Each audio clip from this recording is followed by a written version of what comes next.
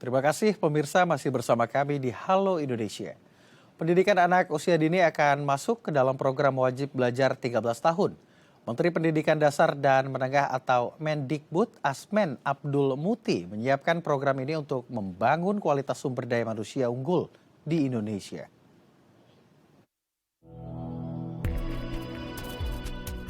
Menteri Pendidikan Dasar dan Menengah atau Mendikbud Asmen Abdul Muti menyiapkan program wajib belajar 13 tahun yang artinya memasukkan pendidikan anak usia dini atau PAUD termasuk dalam program inti negara. Hal ini dilakukan Mendikbud Asmen dengan tujuan ingin meningkatkan kualitas pendidikan dan membangun kualitas sumber daya manusia di Indonesia. Meski demikian, pemerhati anak dan pendidikan Retno Listiarti mengungkapkan program ini kurang efektif untuk membangun SDM unggul. Pasalnya pemerintah perlu melakukan berbagai penyesuaian jika program ini ingin berjalan. Pertama, menyediakan sarana dan prasarana pendidikan yang tersebar di berbagai daerah. Kedua, menyiapkan kurikulum di sekolah yang tepat, yang tak hanya meningkatkan pendidikan akademik, namun juga karakter anak. Ketiga, anggaran untuk guru dan orang tua murid dari golongan prasejahtera. Dan keempat, persoalan kemauan anak untuk belajar akademik di usia dini. Lalu, apakah tepat memasukkan PAUD dalam program wajib belajar 13 tahun untuk membangun SDM unggul di bangsa kita? Dan kita akan membahasnya bersama Retno Listiarti selaku pemerhati anak dan pengamat pendidikan. Assalamualaikum, selamat siang Ibu Retno, apa kabar? Waalaikumsalam, selamat siang, kabar baik. Baik Ibu. Ibu, ini program pendidikan dini anak, ini masuk ke dalam program wajib pendidikan 13 tahun. Kalau Anda menilainya bagaimana terkait kebijakan ini? Iya, pertama saya paham sih ya bahwa yang dimaksud Presiden Prabowo dengan 13 tahun sepertinya menyiapkan anak tuh untuk siap sekolah gitu. Jadi yang ditambahkan setahun itu adalah pada level PAUD-nya. Jadi kalau anak itu masuk TKA dengan TKB selama ini berarti dimasukkan dalam kelompok bermain gitu ya. Mungkin orang biasanya melewati kelompok bermain ya, tidak semua orang tentu, tapi hampir sebagian besar orang langsung memasukkan anak tuh ke TKA. Nah sekarang mau disiapin nih, jadi bermain dulu seperti yang kelompok bermain itu, dia itu benar-benar bermain, kemudian kalaupun belajar sambil bermain, bersosialisasi, terus dimasukin ke TKA, lalu TKB gitu ya. Jadi 13 tahun itu 1 tahunnya nambah di usia dini. Nah yang kedua, ini pertama dari sisi pembiayaan. Orang banyak juga di berbagai daerah, apalagi di pelosok, itu memilih untuk tidak masukin TK. Karena nggak ada biaya. Jadi mereka memilih untuk langsung ke SD. Itu juga masih banyak. Kalaupun memasukkan ke TK, memilihnya langsung ke TKB tanpa melewati TKA karena biasanya alasan biaya dan efektivitas. Nah, sekarang berarti masyarakat harus memulai memasukkan anaknya setidaknya ketika usia anak 4 tahun. Nah, kalau dari sisi pembiayaan bagi mereka yang nggak mampu pasti tidak terlaksana nih. Nah, yang kedua, ketika kita berbicara kesiapan guru ya, pendidik, sarana prasarana, daerah ini siap nggak dengan ini? Ya, karena konsekuensinya kan jadi banyak banget. Nah, ini yang menurut saya niatnya baik, mempersiapkan tadi ya, tapi mungkin dari sisi implementasi ini butuh penyiapan yang menurut saya lumayan panjang ya.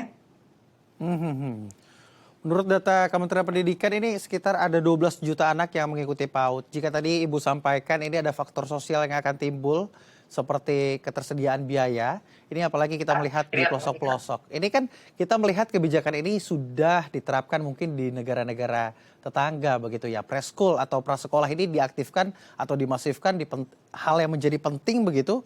Lalu dimasukkan ke dalam program yang wajib. Tapi kalau Anda melihatnya, kondisi sosial, ketersediaan biaya yang juga tadi Anda sebutkan, apakah ini akan memicu lagi faktor resiko sosial yang terjadi di lingkungan? Ya, kalau kita mungkin pertama harus dipetakan dulu ya. Dipetakan itu adalah masyarakat desa dengan masyarakat kota. Saya rasa beda nih untuk ngelihat PAUD gitu.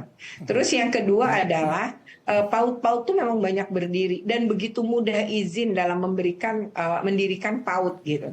Lalu Kemendikbud sendiri secara anggaran pun mengeluarkan ya untuk PAUD-PAUD dengan istilah BOP gitu ya, itu juga dikeluarkan. Nah, akan tetapi gitu ya, kalau kita ngelihat itu kebanyakan PAUD-PAUD yang kemudian didirikan gitu yang asal diri aja itu pertama banyak saingan. Jadi nggak jauh dari situ ada PAUD lagi gitu. Ini juga tidak efektif akhirnya gitu ya. Jadi banyak kekurangan murid juga. Yang kedua kemudian dari sisi tadi gurunya. Ternyata gurunya yang harusnya ada S1-nya itu psikologi atau S1 PAUD dan juga S1 BP ya, apa guru bimbingan konseling BK istilahnya. Itu harus terpenuhi itu kan kalau PAUD. Nah, ini bahkan ada yang SMA gitu ya, kemudian S1 tapi bukan S1 PAUD, bukan S1 psikolog dan bukan S1 BK gitu. Oke. Tidak cocok gitu, tapi kemudian dipaksakan untuk mengajar gitu. Akhirnya dari sisi jumlah iya menjamur, Ya. tapi dari sisi kualitas, jadi kuantitasnya iya. Tapi secara kualitas kan enggak. Jadi menyiapkannya ini menurut saya agak sulit. Itu yang ketiga nih ya. Ini tantangan banget. Orang Indonesia itu menganggap TK atau PAUD yang baik adalah yang bisa ngajarin anak baca. Jadi kalau Ya. anak bisa baca di sebuah sekolah PAUD atau TK, maka dianggap nih PAUD TK-nya bagus. Padahal enggak begitu. Karena dalam penelitian anak itu sebaiknya diberi bacaan betul-betul belajar baca itu pada usia yang bukan usia yang kecil banget gitu ya, tapi bahwa kematangannya sebenarnya di usia 7 tahun. Tapi mengenalkan huruf gitu ya, tidak hafalan, tapi lewat bermain dengan benda-benda gitu ya, itu yang harusnya dibuat. Yang harusnya dilakukan oleh banyak guru TK atau PAUD. Tapi mungkin faktanya enggak, dan juga tuntutan orang tua yang persepsinya anaknya harus baca. Bahkan kalau anaknya nggak bisa baca-baca, orang tua tuh sampai ngelesin baca loh. Padahal itu ketika anak belum waktunya belajar, lalu tiba nanti waktunya belajar, anak ini tuh jadi tidak punya gairah belajar lagi.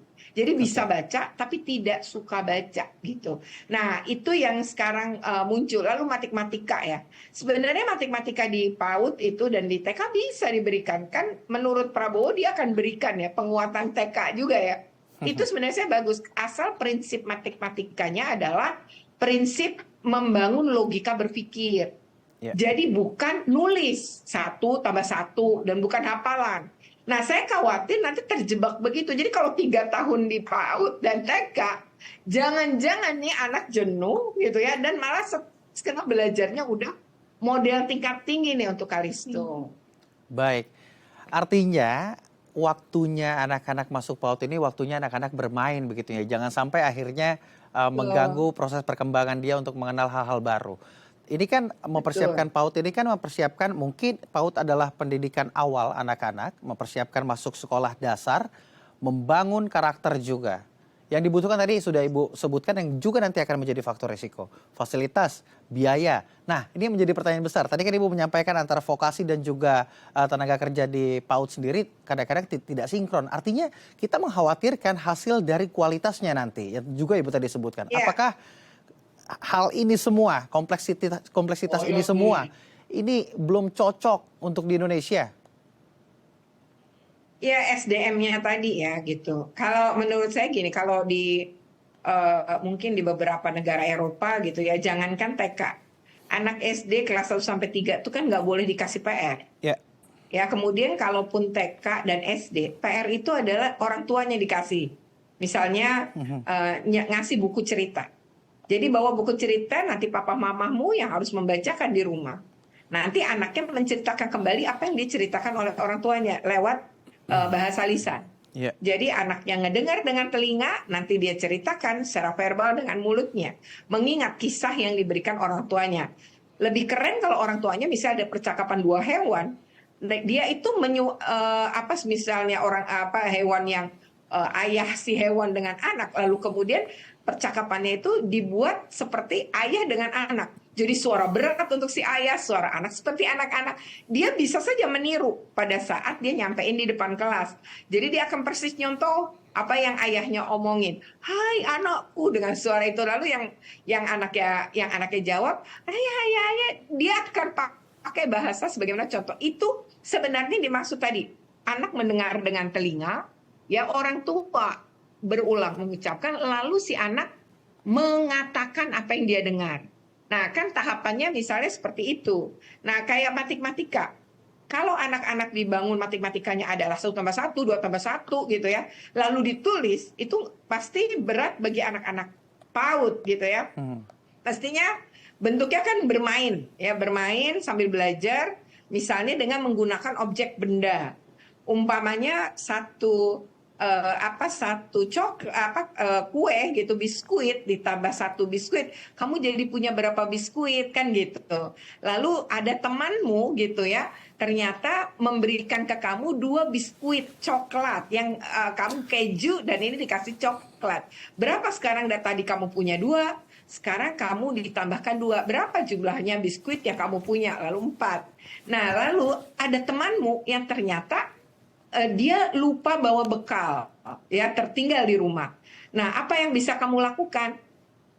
Membagi. Itu artinya membagi. Dari tadi menjumlah, membagi gitu ya. Sekarang mengurangi, nah, dibagi 2. Nah, jadi berarti dari 4 dibagi 2 berapa? Oh ya, 2-2. Jadi 1 keju, 1 coklat buat kamu, 1 keju, 1 coklat buat temen yang nggak bawa. Lalu di situ, nah dari 4 ternyata kamu jadi 2. Itu apa? Berkurang, mengurangi. Jadi yang diajarkan kan konsep-konsep.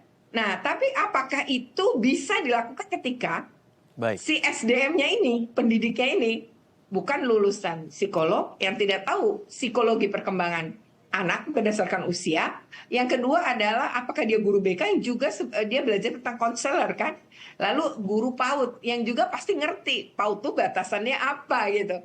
Jadi kalau kemudian diajarkan asal ada guru, asal ada yang ngajar, ya ini bisa nggak sesuai dengan tujuan yang diharapkan oleh pemerintah baru ini. Baik Ibu Listi ya, ini sangat krusial bagaimana pengembangan dini anak ini menjadi penting dan awas-awas jangan salah-salah ini dalam proses pengembangan begitu.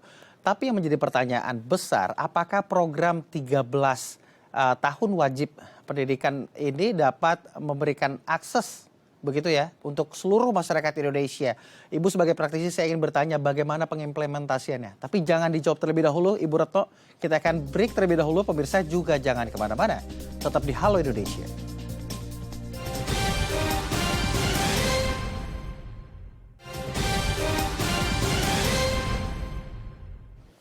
Terima kasih pemirsa masih bersama kami di Halo Indonesia. Kita masih melanjutkan diskusi bersama dengan Retno Listiarti selaku pemerhati anak dan pengamat pendidikan. Ibu Retno.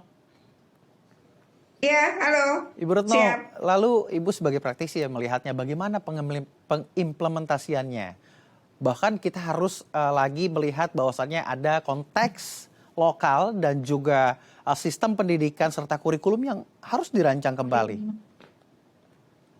Iya, betul. Ini tiap daerah kan kemampuan secara keuangannya kan berbeda-beda ya. Jadi nanti ini akan menjadi problem ketika daerah itu tidak memiliki kemampuan untuk support itu. Jadi misalnya wilayah seperti DKI Jakarta yang secara kemampuan daerahnya itu sangat kuat gitu ya. Nah itu bisa saja dia kalau sekarang saja di DKI Jakarta tuh ada namanya tempat penitipan anak negeri, disebutnya TPAN. Itu gratis, betul-betul dibiayai oleh pemerintah dengan usia yang bisa ikut 2-4 tahun. Dan itu bahkan ada di pasar-pasar. Jadi kalau ibunya adalah pedagang atau bapaknya pedagang sambil jualan, anaknya kemudian dititipkan di TPA itu sekalian belajar. Jadi anak-anak ini benar-benar belajar tuh sampai tadi usia dia 4 tahun, nanti baru kemudian ke TK. Nah kan ini aman anaknya, terus diajarkan belajar. Di DKI Jakarta ada seperti itu, atau SPS. SPS itu sama seperti PAUD gitu dengan usia tapi rentangnya lebih jauh, tapi dia ini ada di kantor-kantor kelurahan atau kecamatan. Jadi itu gratis, bisa diakses. Nah problemnya bagaimana kalau kemudian di daerah-daerah yang mungkin secara APBD tidak mampu mampu gitu ya, Oke. membayar gaji gurunya, menyediakan sarana dan fasilitasnya, kan jadi nggak bisa terlaksana gitu. Jadi ini memang pertama harusnya ada kajian dulu ya Kemendikbudnya, lalu dipetakan, terus uji coba dulu di beberapa kota, kemudian dengan support pemerintah daerah. Kalau enggak, ya sulit, apalagi Kemendikbud juga nih anggarannya kan udah dipecah 3 nih ya, kementeriannya ada 3, kemudian yang khusus ini gimana, itu juga kan tentu menjadi PR tersendiri. Jadi menurut saya harusnya ya pihak menteri melakukan kajian dulu, petakan dulu, kemudian bikin pilot project atau percontohan di mana aja untuk bisa menerapkan sebagaimana tadi ditentukan lewat keinginan pemerintah pusat ya.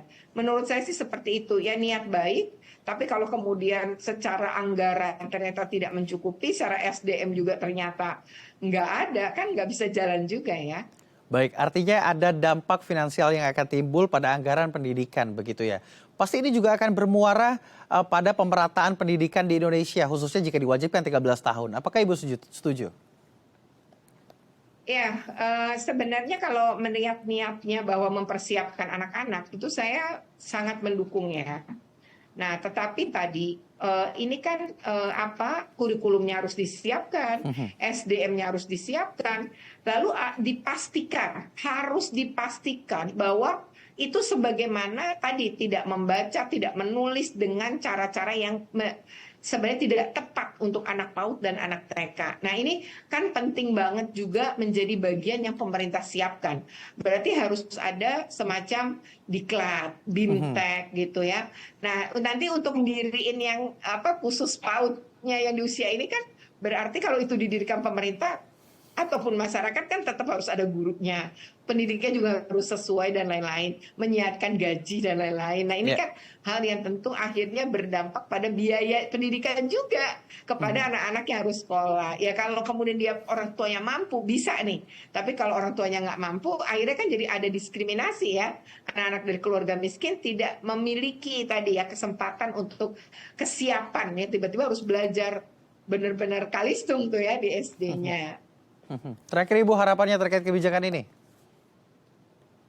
Ya, pertama menurut saya kebijakan yang baik tentu harus disertai dengan perencanaan yang baik. Dan perencanaan yang baik itu harus dimulai dari sebuah kajian, pemetaan yang jelas dan sesuai kebutuhan serta situasi dan kondisi daerah masing-masing.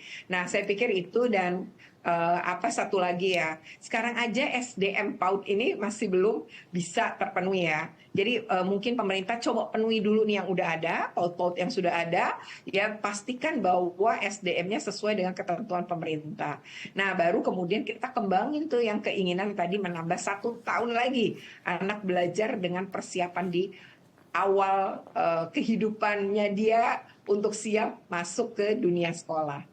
Baik, kita tentu semua berharap semua program pendidikan dapat meningkatkan sumber daya masyarakat dan juga relevansi ke dunia sektor kerja. Terima kasih Ibu telah berbagi bersama kami di Halo Indonesia. Sama-sama. Pemirsa, pesona Geopark Ciletu menjadi wisata unik di Sukabumi, Jawa Barat. Informasinya usai jeda tetap di Halo Indonesia.